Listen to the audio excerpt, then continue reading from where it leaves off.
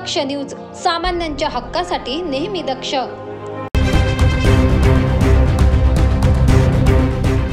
राज्यात पोलीस भरतीच्या पार्श्वभूमीवर सध्या इच्छुक विद्यार्थ्यांकडून मैदानी चाचणीचा सराव सुरू आहे। मात्र लोकसभा निवडणुकीत भावी खासदारांनी वयोमर्यादेसह परीक्षा फी कमी करण्याच्या प्रश्नावर निर्णय न घेतल्यास निवडणुकीवर बहिष्कार टाकू असा इशारा यावेळी विद्यार्थ्यांनी दिलाय।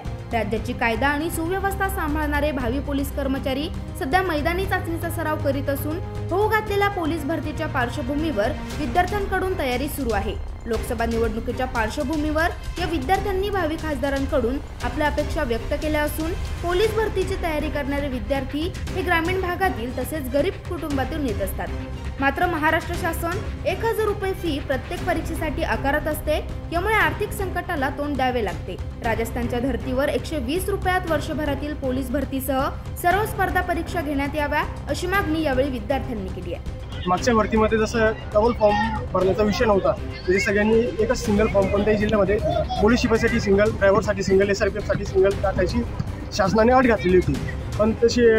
पण काही मुलांनी ते डबल फॉर्म भरले, पण ह्या भरतीला ते आधार कार्ड नंबर आधी टाकावा लागतो, त्याच्यावरनं आपल्याला सिंगलच फॉर्म भरता येतो।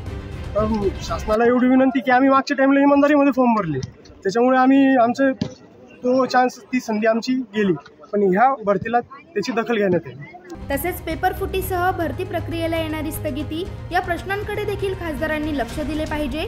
शासन निर्णयानुसार वयोमर्यादा संपलेल्या विद्यार्थ्यांसाठी 3 महिन्यांची मुदतवाढ देण्यात येऊन त्यांना दिलासा द्यावा, अन्यथा या लोकसभा निवडणुकीत मतदानावर बहिष्कार टाकू असा इशारा यावेळी विद्यार्थ्यांनी दिलाय।